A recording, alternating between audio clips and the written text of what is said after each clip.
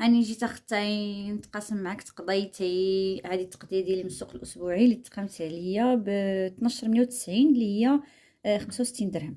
نعطيك هنا الاثمنه. عندي هنا بطاطا دايره 6 ديال الدراهم، البصله دايره 4 دراهم، جلبانه دايره 11 درهم، لا ريكوفير او اللوبيا الخضراء دايره 16 درهم، هذا الدنجال ديال 7 دراهم، كورجيت 7 دراهم، الخيار 7 ديال الدراهم، مطيشه دايره 10 ديال الدراهم، ومطيشه سوريز مطيشه سوريز دايره 8 ديال الدراهم. هاد التقضيه هادي من السوق الاسبوعي من النهار الاول في الصباح.